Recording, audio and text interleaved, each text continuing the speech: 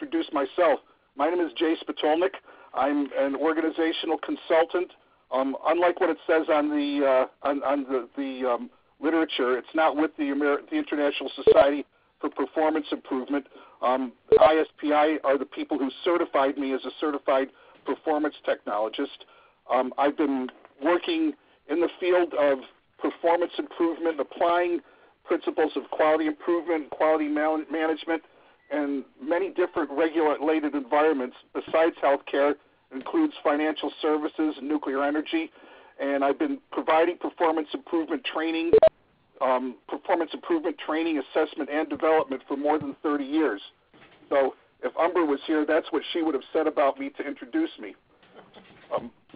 What I'd like to ask you to do, all of you, and just in the chat section, to just type in the organization that you represent, so that I can just see what kinds of people, what kinds of companies we have here, what kinds of organizations. It'll just help me a little bit, if it may help in the way I direct my my remarks this afternoon. What I'm going to be providing here today, first I would like to welcome you all here and thank you all for spending your lunch hour with us. I'm looking forward to being able to talk to you about, with a pretty basic high-level overview of Lean and Six Sigma as an important performance improvement methodology. So with that in mind, our objectives for the presentation this afternoon are to, what I expect that you're going to be able to do is define and discriminate between Lean and Six Sigma, because in fact what you have when we're talking about this is not just one performance improvement methodology, but a combination of two of them. You're going to be able to describe the basic elements of Lean and Six Sigma. You're going to be able to describe one of the most basic Lean tools, and you're going to be able to describe a Lean project and a Six Sigma project, so things that I've worked on in the healthcare environment. Just one little disclaimer that I want to make as we go through. I'm in the final stages of a cold, so if you hear a pause in my talking, it's not because you've lost the signal. It's probably because I put my phone on mute for a couple of minutes so that you don't hear me coughing. So with that in mind, let's proceed. I wanted to start by talking a little bit about the history of Lean and Six Sigma and how they came in to the American manufacturing culture first, and to a lot of other performance improvement cultures from other types of organizations. Many of you may be old enough to remember when we still made color TV in the United States, and one of the first very revolutionary TVs was the Motorola Quasar, which came out in 1967. One of the things that was unique about it was that it was the very first solid-state TV. Up until that point, the insides of TVs were filled with scores of vacuum tubes, and when somebody needed to fix a TV, what happened was that they would have to go into the shop and take out one tube at a time and test them.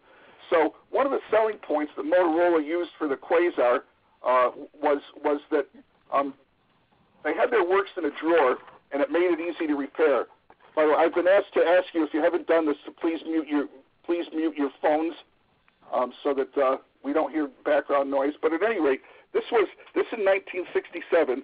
The works in a drawer and an easy to repair was the selling point for the Motorola Quasar. What happened 5 years later was that Sony came out with the Trinitron, which was an also very advanced TV. The picture was a little bit better, but not that much better than the Quasar. But here's what one of the big differences was. For Sony, their big selling point was not something like it's easy to fix, but they put a 10-year warranty on their Trinitron color TV. And even though it was a little bit more expensive than the Quasar, it was blowing the Quasar out of the market completely. And so the CEO of Motorola pulled his people together and said, "We've got to do something about this in order to be able to compete with this." One of the offshoots of that was what we now know as the Six Sigma process that a lot of people think it started with GE because they're the ones who really spread it out to the rest of the world, but it started with Motorola. And one of the things that they looked at, and we'll go into this in a little bit more detail as we go along, is the fact in traditional manufacturing process control, and not just manufacturing, but all other process controls, and just about anything that you do in statistics, what you normally do is take things out to 3 standard deviations beyond the mean, which represents on either side of the mean 99% of everything that would happen. So when you have a reject, it's beyond 99%. Now, when you think about that, when you've got 1 million pieces being made, a reject rate of 99% represents 10,000 rejects. What happens when you go to 6 sigma or 6 standard deviations on either side of the mean is that you go out to 99.99999%, and what you're doing at that point is guaranteeing that instead of 10,000 rejects per million, you're going to get 3.4 rejects per million, and that's basically the historical background of how Lean Six Sigma came about. There were other things going on in Japan at the time in the manufacturing industry that were looking to establish efficiency in the process, and that's where the Lean thinking came about, and the Six Sigma thinking came about by reducing the number of rejects in the process. So let's take a look then at what the keys are to thinking about Lean and Six Sigma, because both of these pieces have some elements in common, and they all work together. The first is that is a basis for all of this is that the key to what you're trying to do with this process improvement methodology is to deliver higher quality service in less time and delight the customers by doing that. So you think about the fact, actually, what Motorola was doing in the early days with the Quasar was doing this by having the works in a drawer, but it became not enough because the second piece of it was improving processes and eliminating defects by focusing on flow. A third key element is that both Lean and Six Sigma rely very heavily on teamwork and sharing ideas with others. A lot of processes that we have in place even today in our organizations and in manufacturing, a lot of the other types of industries that you look at, a lot of the decisions that are made are very heavily individually oriented. And what you see in Lean and Six Sigma as a key is that it's all teamwork based. And finally, decisions that are made based on how you're going to improve are very heavily based on data and on the analysis of that data. So these are some keys to think about and keep in the back of your head when you hear people talking to you about a Lean process or a Six Sigma process or both. So as I've said already, Lean Six Sigma is a tool set, but it's really based on 2 separate tool sets. The first is Lean, and Lean is based on creating standardized and stable processes in order to provide the best quality as efficiently as possible. So that means what they're doing is focusing on removing waste and unnecessary steps from the processes. So Lean, the focus on Lean is efficiency in your process, getting rid of things that you don't have to do or combining things where they can be combined. And then the Six Sigma is establishing quantitative goals for quality, and as I mentioned earlier, no more than 3.4 defects per million. Now, anybody who controls and works with the process understands that in any process, there's going to be a certain amount of variability. What you're doing when you impose a Six Sigma methodology is you're looking to reduce that variability by implementing a very tightly controlled process. So let's start by looking at some of the things that go into what you're doing in the Lean process. When you start a Lean process, what you're going to do is a value stream analysis. And for those of you who have been in the performance improvement world for a while, are going to recognize this when you see it, because the value stream process is a form of process mapping. It's a very specialized form of process mapping, and there's a lot of different kinds of icons and tools and things that you use to demonstrate your process. But the value stream value stream analysis is analyzing the process from the customer perspective. The value stream analysis is a fact-based, time series representation of activities.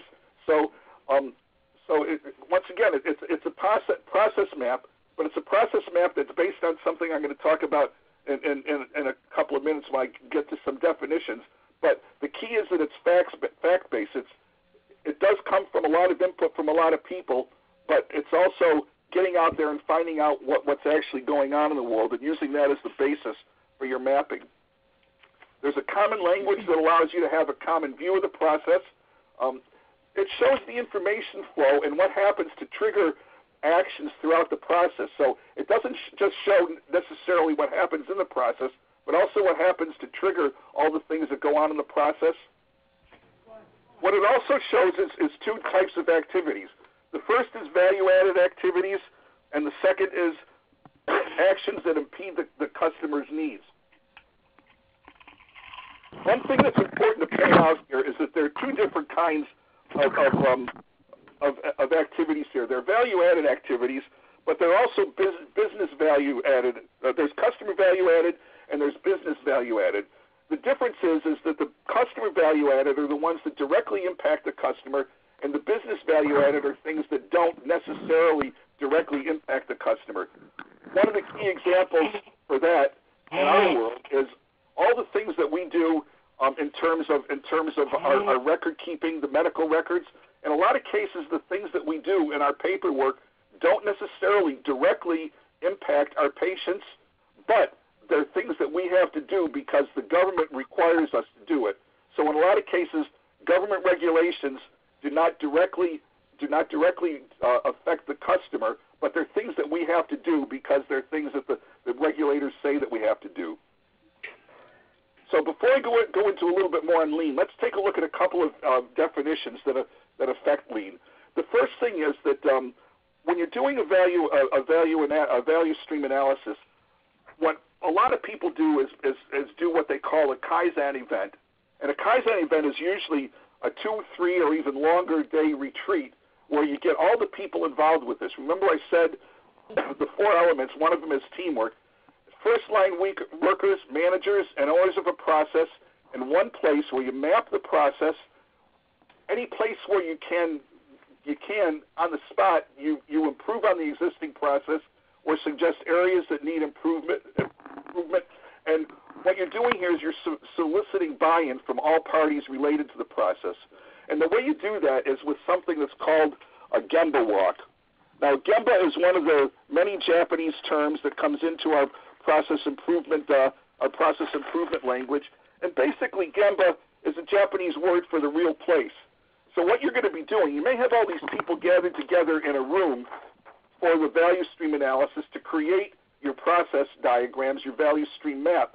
But the people are going to be spending an awful lot of time out in the field talking to the people who are doing the work. And what you're actually going to see in your final value stream analysis map is the impact of people actually going out and seeing what's going on. So when I'm doing a Kaizen event, if I've got people, I'm usually going to have people from numerous departments throughout the hospital. So if I'm trying to look at something, for example, related to how the food service people are getting the meals out in time, I'm not going to send food service workers who are on the team to the kitchen and to the food distribution places. I'm going to send nurses. I'm going to send environmental services people, other people who don't do it, to get out there to ask questions and learn what's actually going on so that they understand the work. And when they come back together and start looking at how this is going to be happening, that they've actually gotten it from the real places. So that's a Gemba walk. And you're not just going to do this during the value stream analysis. A Gemba walk is something that happens frequently throughout the lean process because it's something. It's the kind of thing that you're going to do not just when you're defining what the work is going to be, but also when you're out there seeing how well it works. Now, for those of you who had the opportunity to attend the excellent presentation a couple of weeks ago on performance improvement, we got to see some cycles of improvement. One of the things that frequently happens during this Kaizen event is that people think that they've come out with all the solutions. And one of the things that you're going to see as I go through here is that what happens is two kinds of things in a Kaizen event. The first is that you're going to identify some solutions that you can implement right away. But the second is that you're going to identify other solutions that need to go through frequent cycles of analysis and piloting before you actually roll it out in a general sense. So there are a lot of people who look at the lean process and think that it contradicts the methodologies that Sandra talked to us about a couple of weeks ago. It doesn't. The two can go together very nicely, but they don't if people doing lean think that everything that comes out of their Kaizen event that everything that comes out of there is something that can and should be implemented right away. Now, this is an example of a very, very simple value stream analysis of the as-is process. This is part of a lean project that I worked on. It actually was patient flow at two ends of the flow. The first was notification to admit from the ED to when they were actually in a bed in the unit, and the back end was from time that they were notified to discharge to when they actually left the hospital and were taken off the books as being discharged. Now, a lot of you have probably seen value stream maps that look a lot more complicated than this. I know that there's some people on this call who know me and know that I like to think a lot more simplistically. If you could go on Google or go to books that talk about lean and show value stream maps, they'll show a lot of other symbols other than what I've got here. I think that if you're going to communicate it to people, you need to communicate it in a manner that's going to be as accessible and understandable as possible. All of your stakeholders are going to be reading this. So when I do a value stream map, it's got two things. First of all, it's got the flow, and what you see in the green, black, orange, and blue symbols on here are the flow. But then what you see underneath it are the things that we've identified through Gemba walks of things that are actually going on in the field that could cause delays in the process. And if you look, you'll see a similar type of thing. I didn't put both of them on here, but I have a similar type of map from the time of notification to discharge to the time that they're actually out the door. Now, what happens when you've got this is that there are a lot of analyses that can be performed, but the most basic analysis for lean work is what's called a waste analysis. And depending on who you talk to, you can have anywhere from as few as 7 wastes to as many as 9 or 10 wastes. I use a model that I got from Covidian because it allows me to use a very nice, simple acronym to describe the 8 wastes, and that acronym is downtime. And these are the eight wastes, and I'm going to go through each of these rather quickly just to show you what the kinds of things are that you're going to look for, and then I'll talk about an example of how this came up what happened with this in the project that we did on patient flow. So a defect is anything that's less than the customer expected from what you're doing, and the customer is the next process. So the customer could be a patient, it could be somebody within your organization. So one of the things that frequently happened, and what we were finding in the process of getting people either into the bed or out of the hospital at the end of their stay, is that there was missing information. For example, if we hadn't done at the very back end, if we hadn't done a full med reconciliation, then it might not be possible to get the patient out the door as quickly as we wanted to. So you're going to see on these slides I put a question, what else? Obviously, I don't have time. We don't have the capacity to answer that now, but I'm just putting that on there for you to think about what other things there are in your processes that you can think of that would be defects that would slow your process down in some way or another, make it less efficient. This is the same thing we do with that other thing. The next is somebody on there. If you could mute your phones, please. The next overproduction is producing more than the customer needs right now. So once again, a lot of you probably know in your admission process and throughout the entire stay in your facility that there may be multiple forms that contain the same information, And so because somebody is looking at multiple forms, they may be looking at 3 or 4 times more pieces of paper or computer screens than they need to, just to make sure that they've got everything else. So that's just one form of overproduction. And once again, think about what other things there might be that you've got more than what the customer needs that you're handing off to the customer, whether it be an internal or external customer. Waiting is any idle time created when material, information, people, or equipment is not ready. So the most basic is when the bed isn't ready, when the patient is out of surgery. Obviously, if that's the case, then you've got a patient who's waiting in the holding area in your surgical suite, rather than getting them moved once they've been admitted right to the unit that they're going to. And once again, think about what else there might be in your processes that could be waiting. Non-utilized talent is a big one, and that's when people's ideas not being captured or talent is not being used. An example of this is when somebody is ignoring input from less experienced people, because we've been doing this for 40 years. You've only been doing it for 6 months. We know more about this than you do. Then you may be losing the opportunity to make your process more efficient. Also, when people who are not doing something at a particular time, for one reason or another, are being used to help you. And I'm going to show you how keep that in mind, because when I show you when I talk about what we did in our patient flow process, that's going to be one of the solutions that came into play, how we were using talent that wasn't being used to speed it. Transporting is moving a product that doesn't add value. So if you're taking a patient to other locations for testing, when in fact it would be a lot easier to have the equipment that you needed for the testing in place in the units or in the patient's rooms, you may be moving around unnecessarily, in which case you're using that. No, you don't need to use it. That's okay? All right. Could whoever is talking please mute your phone? I'm going to try to have time for questions and comments at the end, but just mute your phones, please. Inventory is when we got more materials, parts, or products on hand than the customer needs right now.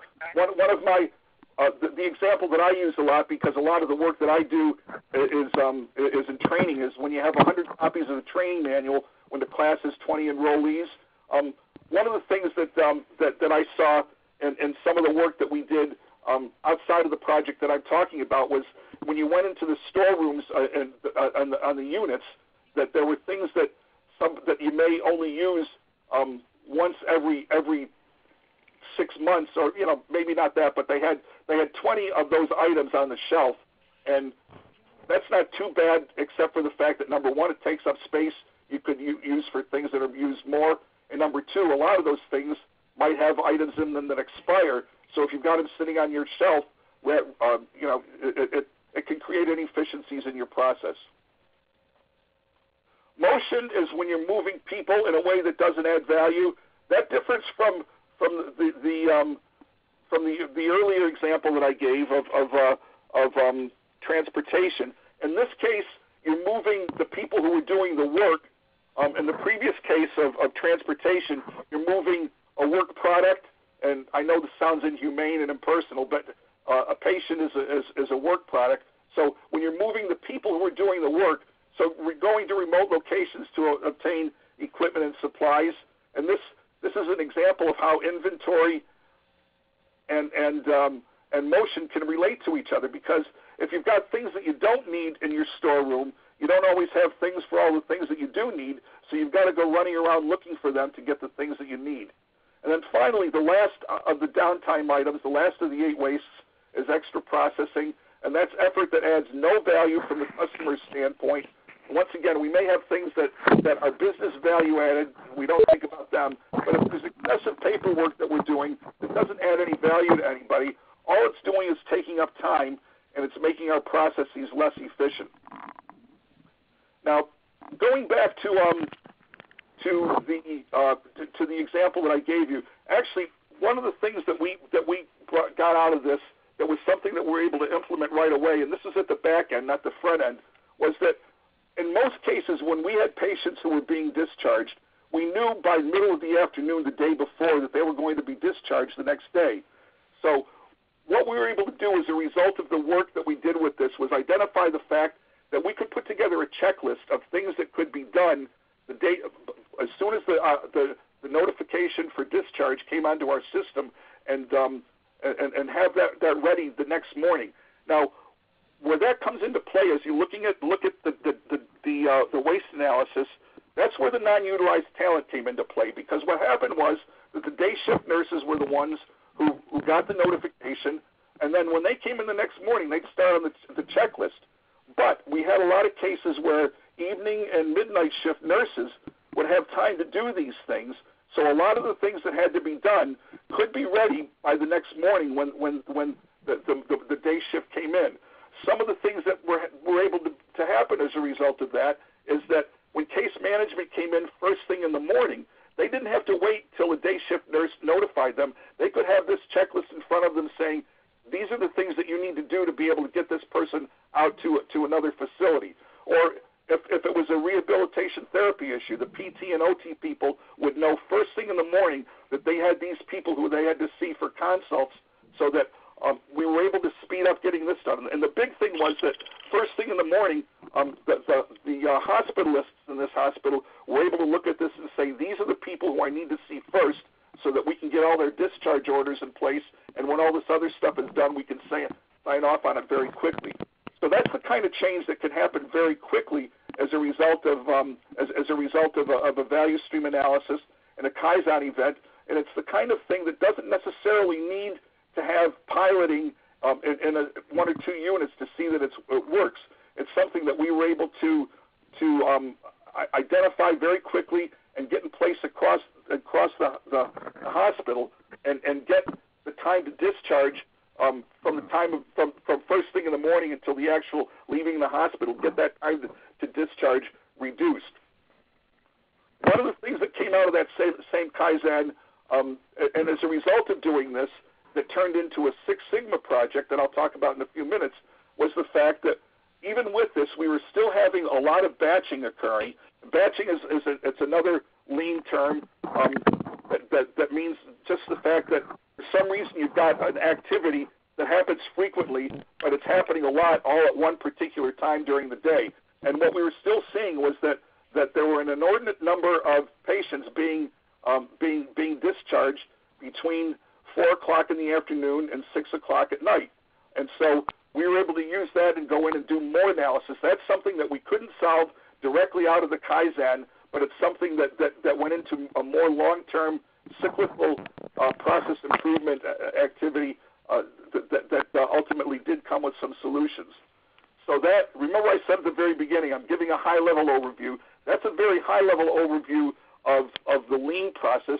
Again, what you're doing with the lean process is looking for inefficiencies in your process so that you can make things happen more quickly and more efficiently. And in the case, just as an aside, one of the reasons that we were focusing on patient flow, and I'm sure a lot of you have seen this, you've probably seen a lot of patient satisfaction scores that say that tell you that people are not satisfied because of the fact that they were admitted in the ED at 8 o'clock in the morning and they didn't get into a bed until 9 o'clock at night, or they were told at 8 o'clock in the morning that they were going to be discharged. They had somebody there to pick them up at 9 o'clock in the morning, and they didn't get out of the hospital until 5 o'clock in the afternoon. So this whole process came about because we knew that this patient flow was something that was affecting patient satisfaction.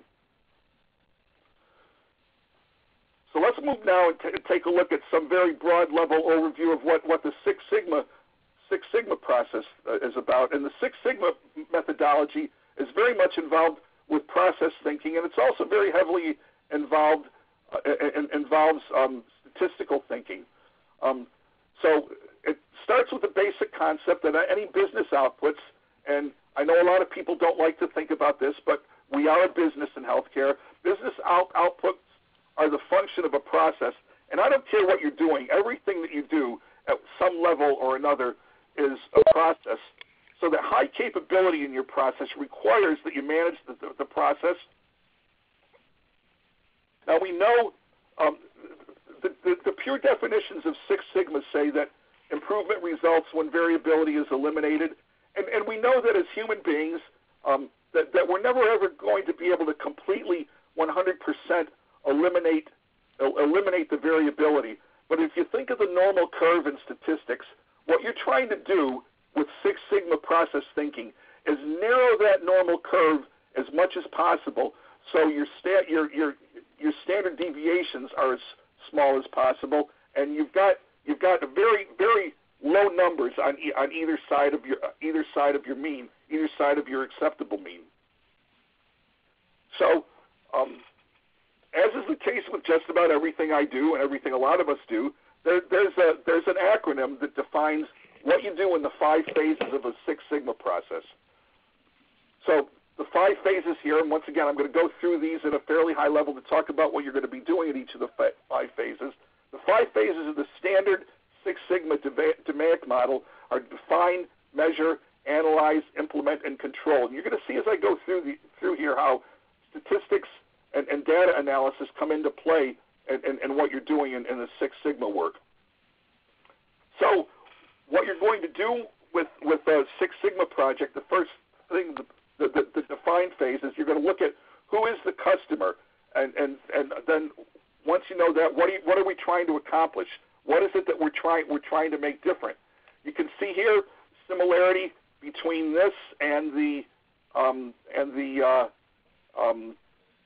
lean process is that we're going to start looking at what is the current process and trying to figure out why it is that we're working on this.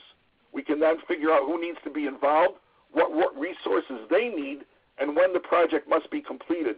And one of the things that comes into play here, something that a lot of people don't think about, is that the resources are not just things like equipment and money, but it's also time. So if you assign somebody to a Six Sigma project or any improvement project, and you say, oh, here, I want you to do this, recognizing in the back of your mind that it could take as much as 20 to 30% of their time, and you say, I want you to do this, but I don't want you to stop doing anything else that you're doing, you may, in the long run, have a problem with your results and with the outcomes you get. So once you've defined the process, you can start measuring, and this once again, your Gemba walks that are part of the lean can come into this.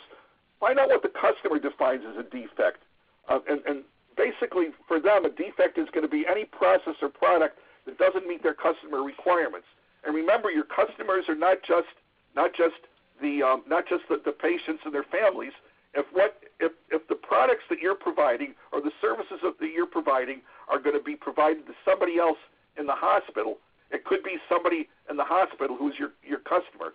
So obviously the environmental services people, they've got the patients are their customers because the patients and their family want clean facilities, but there could also be things there could also be things that are specifically important to other members of the hospital team that they define as defects.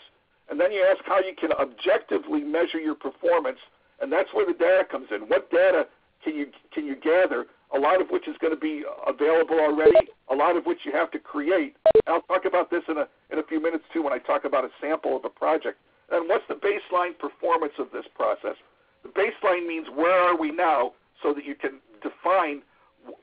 If you don't have a baseline defined, then you're going to have a hard time defining whether you've met or proving that you've met your objective, because you want to be able to show that you've improved beyond your baseline. The next thing that you're going to need to do is analyze. Why is there a gap between the current performance and what the customer affects, and what are the underlying sources or root causes of process variability?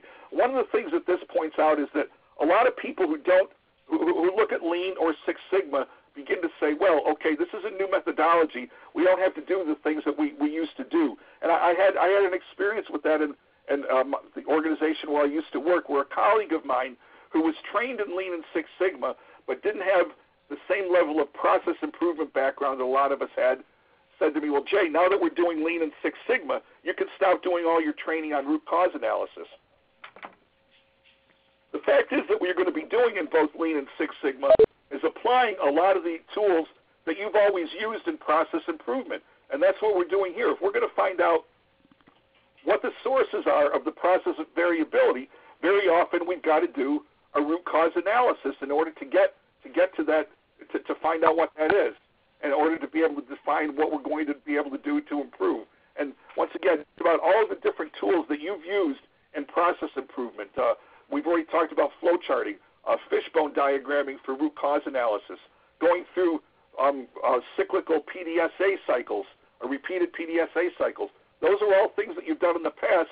They don't go away because you're doing Lean or Six Sigma, but they're used in each of the elements of Lean and Six Sigma.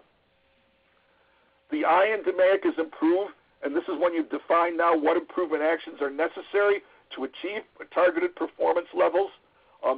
Has a process been established to track implementation?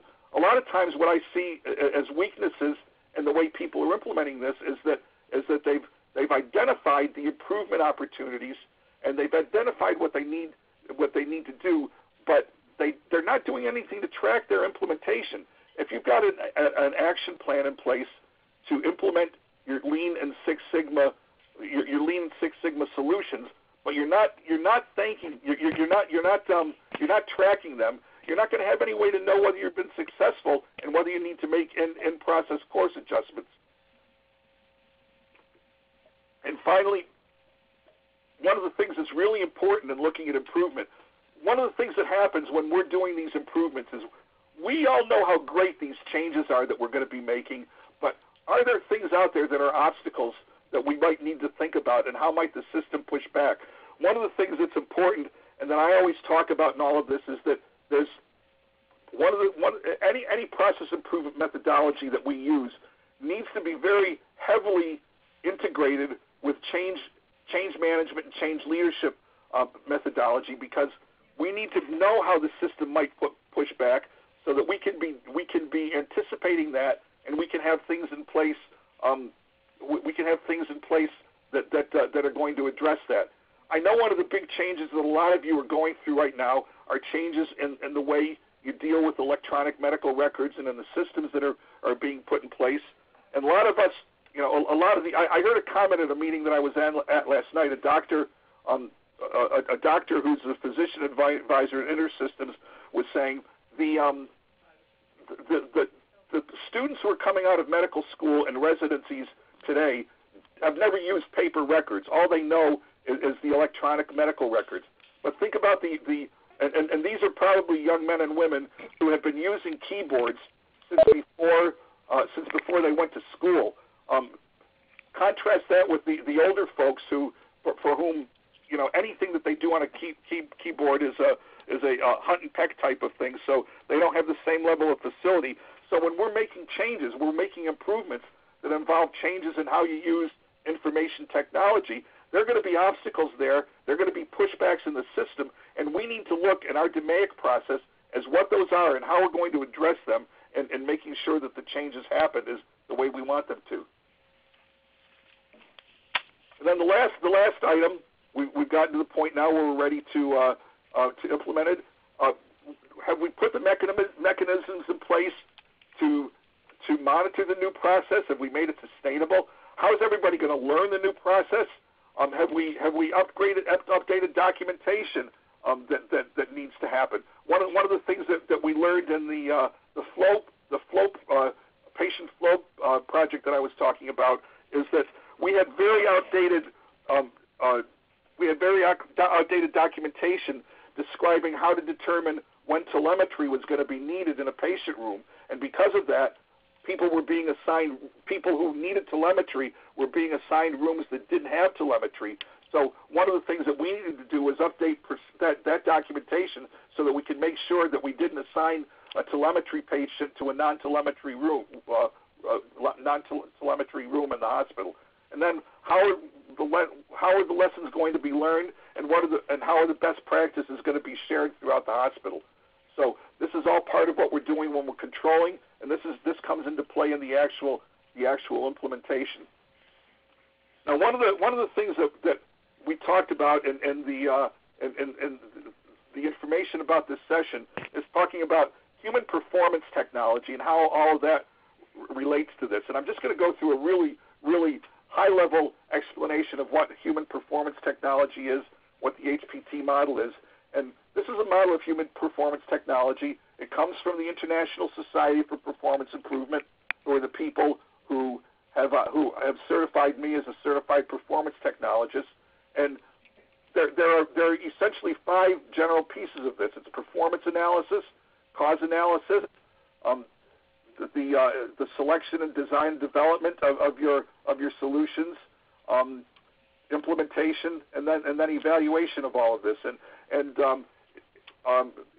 if you can see this on a larger scale, you can see that a lot of the things that go into this are the things that we've talked about and the things that happen in the Lean and Six Sigma process. And the way that this all relates to the Lean Six Sigma process is that human performance technology focuses on outcomes.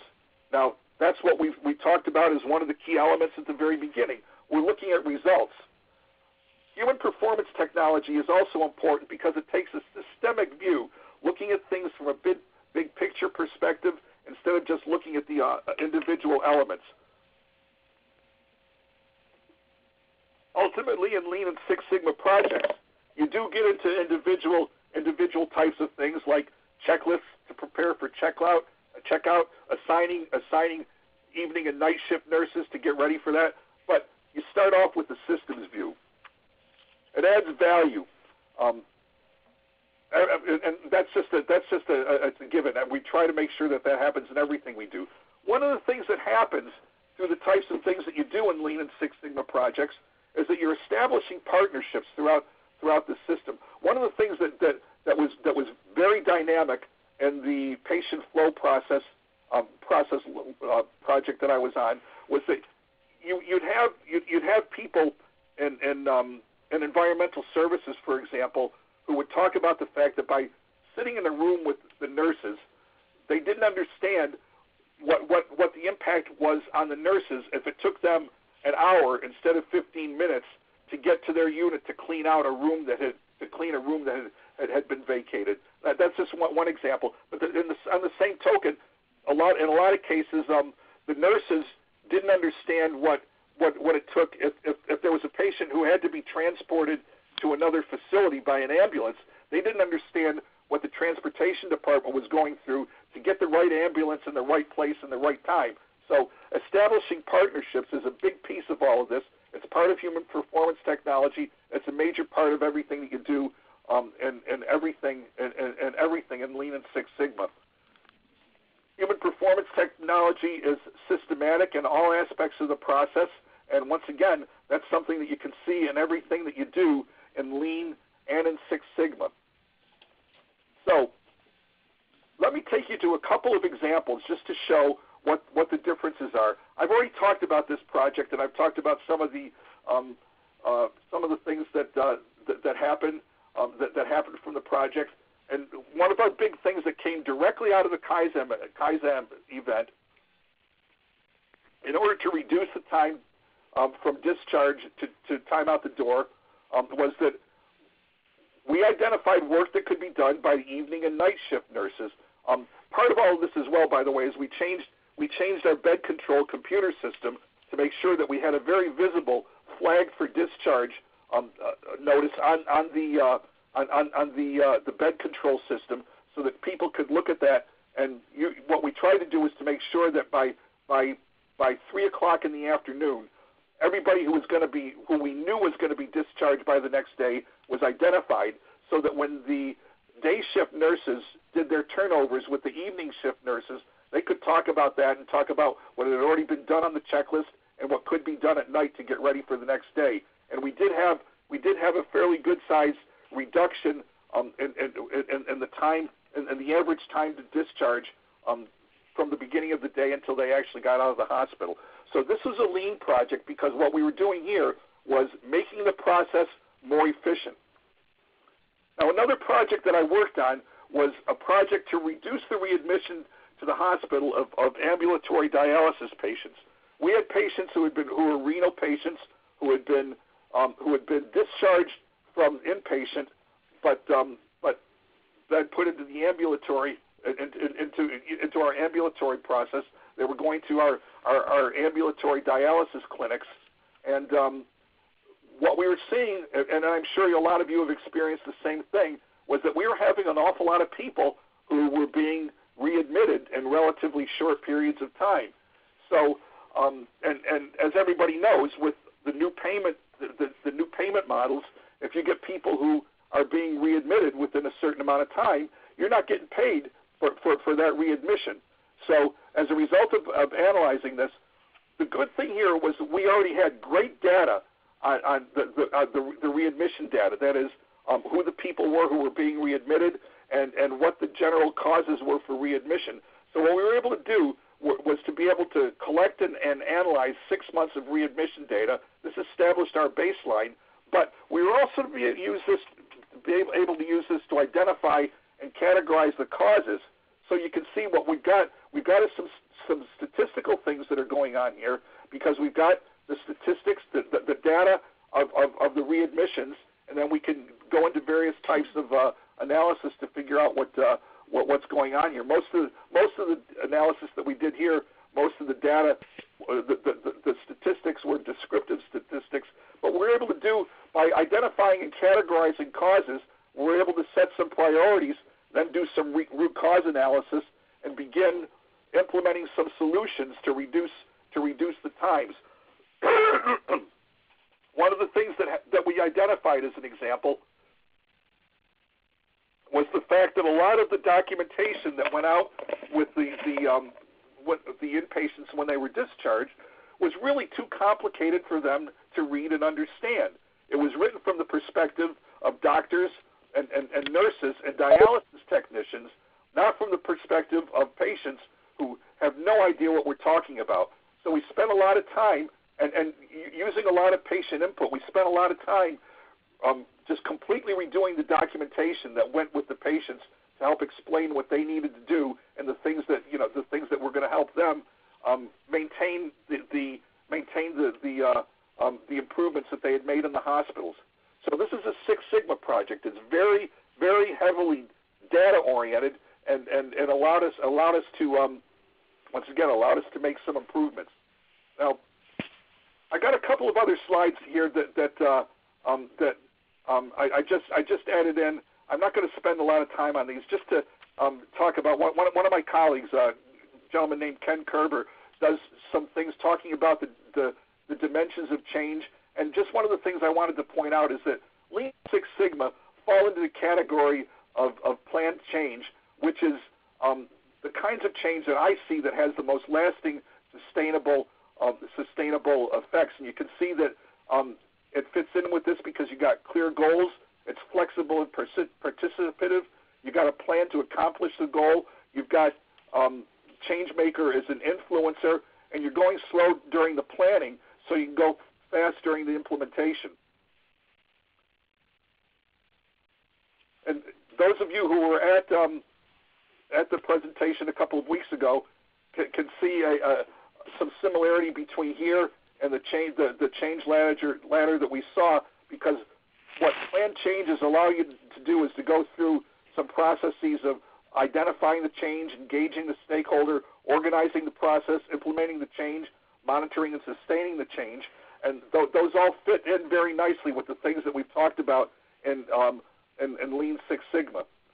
So, with all of that in mind, there's one caution that I want to present to everybody, and that is about something that very often happens with people who become practitioners of Lean or Six Sigma, and that is that they begin to look at this as the be-all and end-all of process improvement. Most of you here on this call, from what I can see of the names, the few people I already know, but also the kinds of organizations that you're with, most of you have probably got a lot of experience with other performance improvement methodologies, whether it be the 7 quality techniques that come from those of you who have got just the 7 quality techniques. These processes don't mean that you're throwing all of those out. And in fact, they don't mean that they're always going to be applicable. And what I put here is just the American Society for Quality Six Sigma Green Belt body of knowledge includes that one of the competencies of a Six Sigma Green Belt is that you're able to describe the project selection process, including when to use the Six Sigma improvement methodology. I added the italics as opposed to other problem-solving tools. One of the bad raps that a lot of people who are practitioners of Lean or Six Sigma or Lean Six Sigma as a combination methodology, one of the bad raps that a lot of them have is that they see every problem as a Lean or a Six Sigma problem, which goes along with the old aphorism that if the only tool that you have is a hammer, every problem looks like a nail. One of the things that you need to look at when you have your opportunities for process improvement is to ask, is Lean or is Six Sigma the best way for me to solve this problem, or can I do this by going through a cycle of PDSAs, through a series of PDSAs without necessarily going through the Lean Six Sigma process? So my caution here is to not let yourself get so caught up in the methodology that you don't recognize that, number one, there are other things that may help you solve your problems, and number two, all those things that you've used in the past can very nicely fit in to your implementation of the Lean Six Sigma process. And I just ended this. I had a few resources, a few references that I used in my presentation, so I just included those references here in case any of you want to look them up to help in your own implementation. So my clock says that we still have 5 minutes left, and Marianne, I'm not sure how we should handle this, but if people have got questions for me, I'd be happy to. The conference has been unmuted. Okay, yeah, so you've been unmuted, so you've got questions here. You can ask them. Does anybody have any questions for me?